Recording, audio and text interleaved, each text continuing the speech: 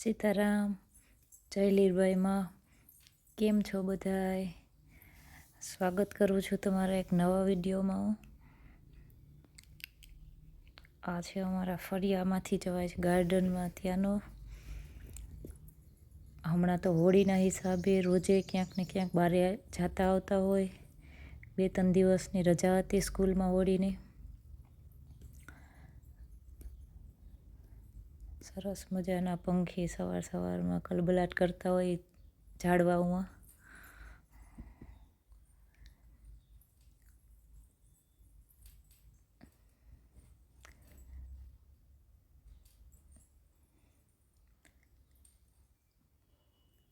અહીંયાથી આ ગાર્ડનમાં જવાય છે જ્યાં હિંચકો છે.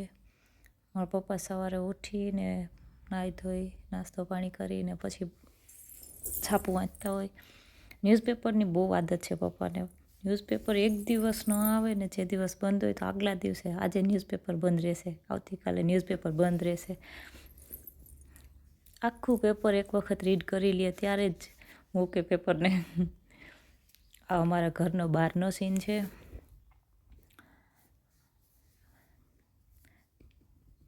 પછી કરાવીશ હું આગળ તમને ઘરનો આખો વિડીયો બનાવીશ, ઘરની ટૂર કરાવીશ તમને. આ છે અમારા ગાર્ડનનો વ્યૂ.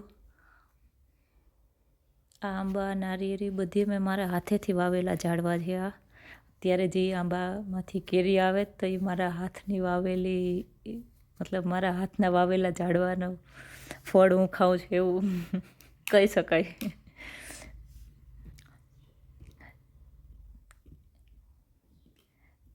8 વર્ષ થઈ ગયા આ બગીચો બનાવ્યો એને. 8 વર્ષ પહેલાં મેં મારા હાથેથી જ વાવ્યા હતા બધા ઝાડવા અને મોટા કર્યા છે એને પાણી નાખીને. મને શોખ છે ગાર્ડનનો. મને ગમે છે બાજુ રોજ દિવસમાં 2 થી 3 વખત હું આંટો મારવા જાઉં જ. સવારમાં ઉઠીને તો પહેલાં એ બાજુ જાઉં. આ છે મારા માં. એટલે મારી માં એટલે હું સાસુમાં નથી કહેતી, હું માં જ કહું છું. મને આદત થઈ ગઈ છે. પપ્પાને પણ હું પપ્પા જ કહીને બોલાવું. સસરા કે એવું ક્યારેય મામા કે એવું મારા મોઢેથી નથી નીકળતું. હું માં ને પપ્પા જ એવું ઘરમાં કહું. કેમ કે એ લોકો મને દીકરાની જેમ રાખે છે. એમ વહુ તો નહીં, દીકરાની જેમ રાખે છે. ઘરે વધારે પડતા હું, માં ને પપ્પા અમે 3 જ હોય. એટલે મારે માં ને પપ્પા સાથે વધારે વાતચીત થતી હોય. વાડીએ છે એ પણ માં ને પપ્પા છે, પણ આ પણ મારા માં ને પપ્પા જ છે. જેટલી કદાચ મને વાડીએ લાડકી નહીં રાખી હોય એટલી આ લોકો મને લાડકી રાખે છે. મારા બોલવા પહેલાં મારી કંઈ પણ જરૂરત હોય, મને ગમતું હોય કંઈ પણ, તો મારા બોલવા પહેલાં આવી જાય છે. કોઈ વસ્તુની મને ના પાડતા નથી. અહીંયા બગીચામાં શિવલિંગ રાખેલી છે જ્યાં માં રોજ પાણી ચડાવતા હોય. મંદિર બાજુમાં છે, પણ ક્યારેક મમ્મીની તબિયત સારી ન હોય અથવા તો એને પગ દુખતા હોય એટલે એ ત્યાં પાણી ચડાવવા જાય તો અહીંયા જ રાખી છે અમે શિવલિંગ, એટલે ત્યાં પાણી ચડાવીએ. હું પણ સવારમાં ઉઠીને નાહી ધોઈને પહેલાં પૂજા કરી લઉં છું. મમ્મીને ઉઠે 8:30, ત્યાં તો મારું લગભગ કામ પતી ગયું હોય બધું. વહેલી ઉઠીને કામ કરી લઉં છું. અમારા ઘર ઉપર રાજ લખેલું છે. મારા હસબન્ડનું નામ રાજુ છે એટલે લગભગ અમારા વાહનમાં અને ઘર ઉપર રાજ લખેલું છે. અને તે દિવસ અમે ગયા હતા કળશ ગામ. કળશમાં એક હોળીના તહેવારને લઈને ત્યાં એક પરંપરાગત રમત છે, ગોટા રમત એવી, જે કાંધલી આઈના મંદિરેથી ધજા લઈને આવે પછી સામસામે જે લોકો રહેતા હોય, બે અલગ અલગ શેરીમાં રહેતા હોય, તે સામસામે ગોટા રમતથી રમે છે. બહુ સરસ મજા આવે એવું જોવાનું હોય. અત્યારની જનરેશન, નવી જનરેશન પણ એ જૂનવાણી ગેમને ફોલો કરે છે. એ બહુ સારી બાબત છે. પણ ટ્રાફિક બહુ હોય છે, બહુ બધા માણસો હોય ત્યાં. નીચે ઊભીને તો ક્યાંય એમાં જોવાય એમ નહોતું. દૂર ઊભા રહીને આપણે ક્યાં પછી અગાશીએથી જોવું પડે એમ હતું. બહુ માણસ, બહુ પબ્લિક હતી. કળશ ગામમાં છે. કાંધલી આઈના મંદિરેથી ધજા લઈને આવે પછી બધાય એકબીજા સામે ગોટા રમત રમતા હોય. ઓનલી જેન્ટ્સ જ રમે, લેડીઝ ન રમતા હોય, ખાલી જેન્ટ્સ જ રમે.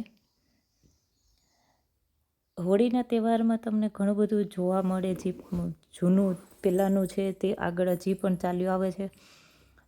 જૂની બધી રમતો, પછી આપણે દેવના નિવેદ કરવા અને મંદિરોએ જવું ને એ બધું હોળીના તહેવારમાં હોય જ છે. અત્યારે પણ બધા ફોલો કરે છે હજી. આજે ઉપર હાથમાં ફેરવે જ ને એ કંઈક કપડામાં બાંધીને આમ એકદમ ટાઈટ બાંધેલું હોય છે. એ એકબીજા ઉપર મારવાની રમત રમે.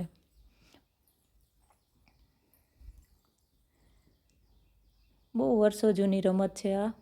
લગભગ બધાને ખબર હોય છે, ન્યૂઝમાં ને બહુ આવે છે.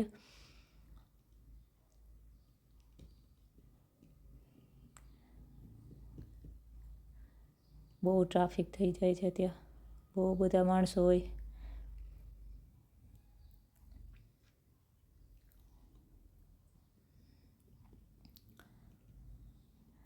અમે દર વર્ષે જઈએ, કળશ જઈએ, પછી બાજુનું જ ગામ છે ત્યાં મારા હસબન્ડના મામાનું ગામ છે એટલે ત્યાં પણ જઈએ અમે.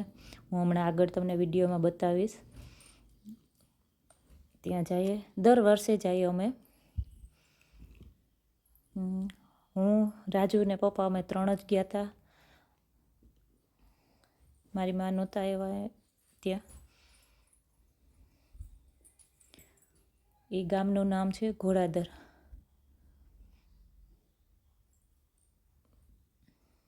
અહીંયા લખેલું પણ છે ઘોડાદર. ત્યાં ગંજપીર બાપાનું મંદિર છે. દર વર્ષે જઈએ અમે. ત્યાં ખજૂર ચડાવવાની માનતા અને એવું બધું રાખતા હોય માણસ. અમે દર્શન કરવા દર વર્ષે જઈએ અમે તો. પણ બહુ શ્રદ્ધા હોય છે ભગવાન પ્રત્યેની માણસને.